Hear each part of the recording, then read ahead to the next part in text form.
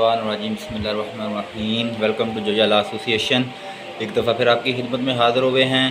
तो जनाब, आपको जैसे पहले भी पता है और मालूम है कि सिविल जज के और एडिशनल सेशन जज के एग्ज़ाम होने जा रहे हैं, सीट्स भी आ चुकी हैं। तो मेरा ख्याल है कि हम साथ साथ अब क्वेश्चन वाइज भी शुरू कर दें। हमने ऑलरेडी ये टॉपिक पढ़ा था, common intention and common object, section 34 and section 1449 of Pakistan penal code. आज हमने एक दफ़ा इसको रिपीट करना है थोड़ा सा डिटेल के साथ ही। हमारे पास मेरे अपने नोट्स हैं जो मैंने बनाए हुए हैं, उनसे आपको मैं इसके बारे थोड़ा सा गाइड करूँगा। एक बात और सिंपल सी है कि जितना आपसे पेपर में पूछा जाएगा आपने उसका सिंपली उतना जवाब देना है, टू द पॉइंट रहना है, पॉइंट से हट के इररेलेवेंट मटेरियल ऐड नहीं करना।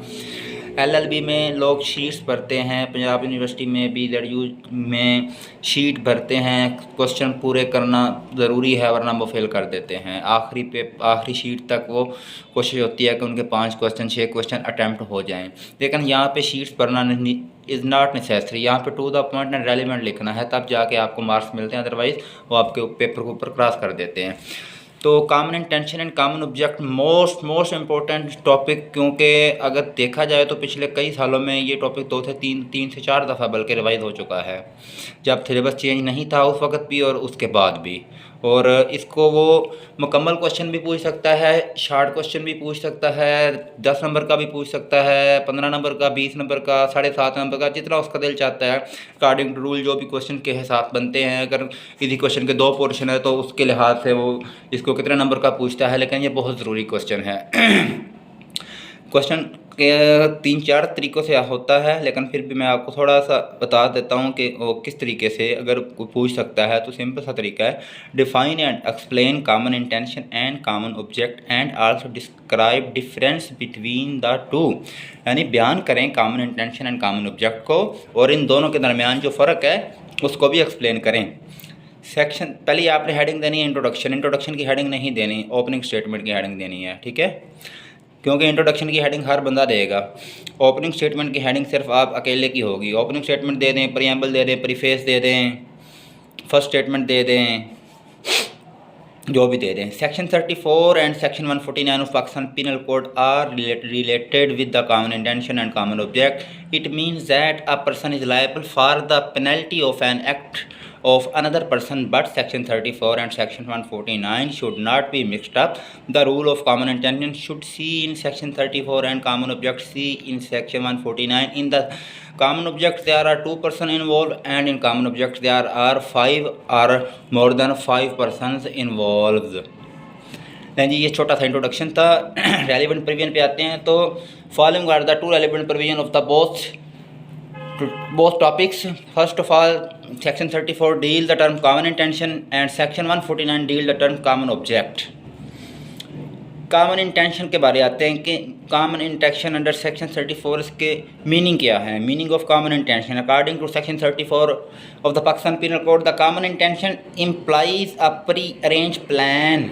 ये एक अथॉरिटी थी NLR 1980 का criminal page number 517।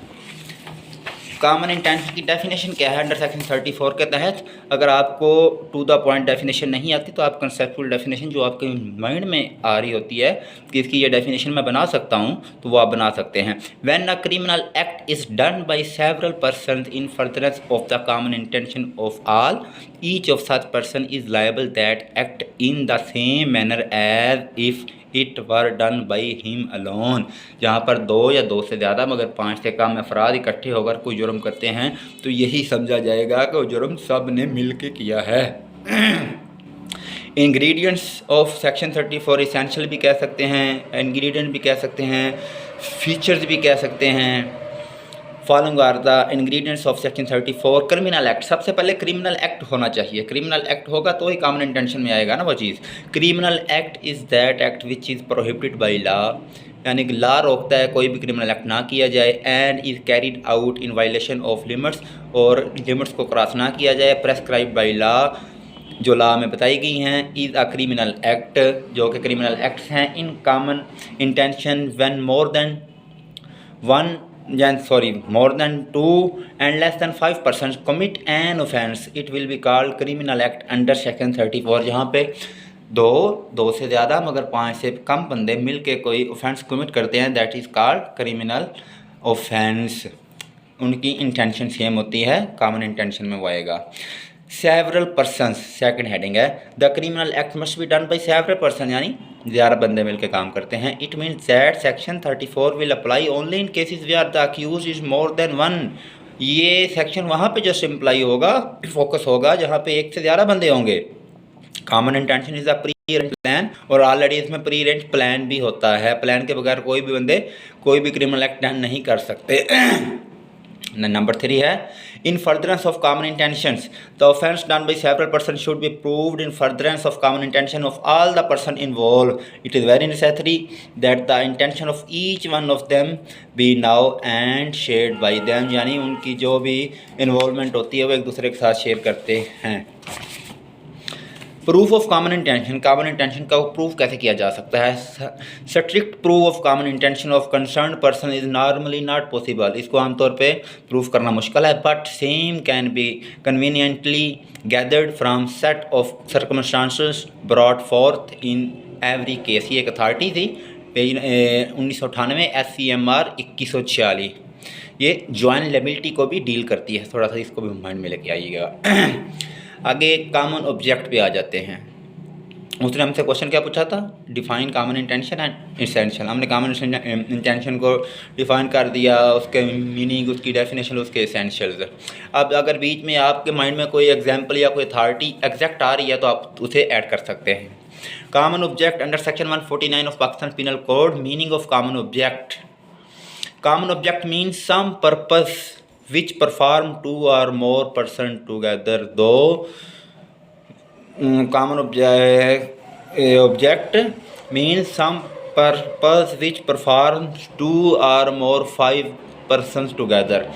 If an offence is committed by any member of an unlawful assembly in prosecution trial, the common object of that assembly are such as the member of the assembly knew to be likely to be committed in prosecution of that object. Every person who at the time of committing of that offence is a member of the same assembly is guilty of the offence। यानी कि 5 या 5 से ज़्यादा बंदे अगर कोई भी offence commit करते हैं तो वो they should be all must be guilty according to section 149 का अंडर कॉमन ऑब्जेक्ट। इंग्रेडिएंट्स आ जाते हैं जी इसके। offense is committed, the word offense is defined in section 40 of Pakistan Penal Code as a thing made punishable by PPC। to invoke section 149 an offense has to be committed, यानी कि जो section 40 के अंदर बता दिया गया है that is called offense। Unlawful assembly, unlawful assembly में होता है कि 5 या 5 से ज़्यादा शख्स या बंदे यहाँ पे इकट्ठे होते हैं और मिल के कोई इलीगल काम करने की कोशिश करते हैं, that is called unlawful assembly.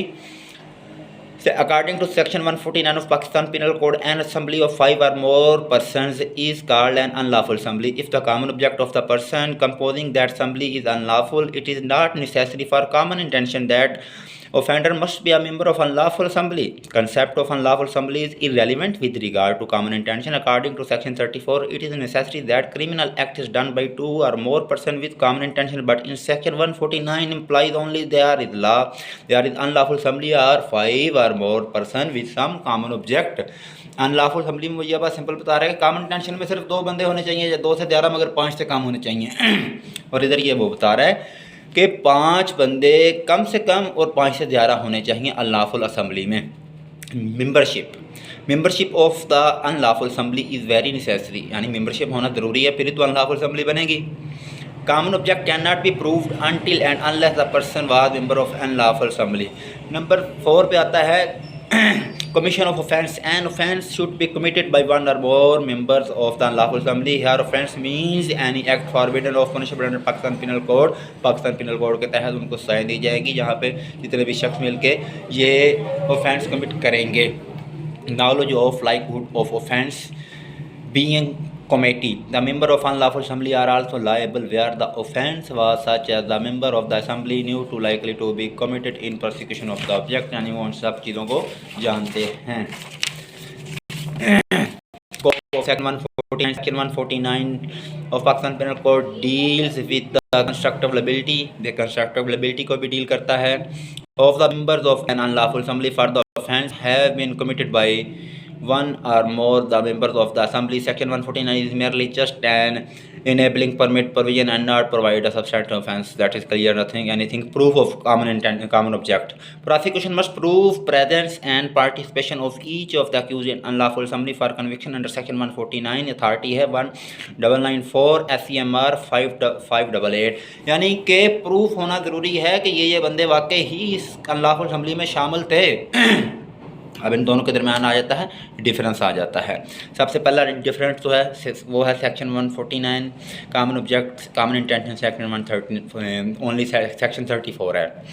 Number of persons, इसमें more than 2 but less than 5 common intention में, और कॉमन ऑब्जेक्ट में 5 और more than 5। Meeting of mind requires a pre concern meeting of mind. इनकी वाले मीटिंग ऑफ माइंड पहले एक पूरी मीटिंग बनाते हैं कॉमन इंटेंशन में। कॉमन ऑब्जेक्ट में section 149 will apply even if there was no prior meeting of mind. उन्होंने पहले से तो मीटिंग ऑफ माइंड नहीं बनाया होता। Participation, element of participation in action to necessary to constitution common intention. Common intention में participation ज़रूरी है, जबकि common object participation is not necessary. Only membership of unlawful assembly at the time of offence is sufficient. As to offence, doctrine of criminal liability and every criminal act in furtherance of common intention is made liable. An offence committed by any member of an unlawful assembly whose common object and mentioned in section 141 of Pakistan Penal Code. These of accused, all the accused must be present on the spot. Presence of accused, यानी कि तमाम के तमाम common intention में बंदे मौजूद होने चाहिए। common object में it is not necessary. Development, common intention can be developed even at the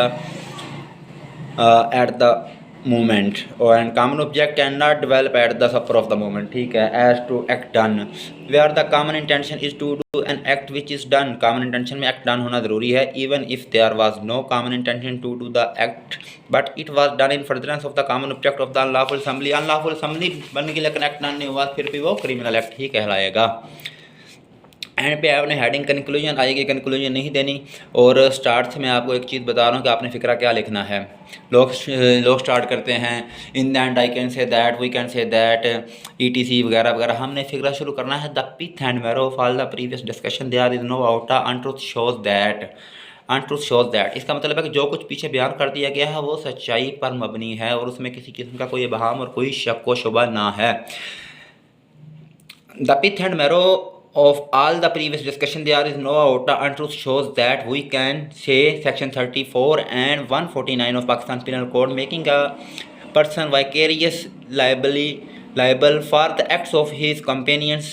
Both section 34 and 149 cannot always be proved by direct evidence, facts and circumstances, and it should be inferred from the surrounding facts and circumstances of the case. If any member of an unlawful assembly commits an offence in prosecution in action of the common object of that assembly, then every member who at the time of committing of that offence is member of necessity is guilty of that offence and shall be punishable according to law।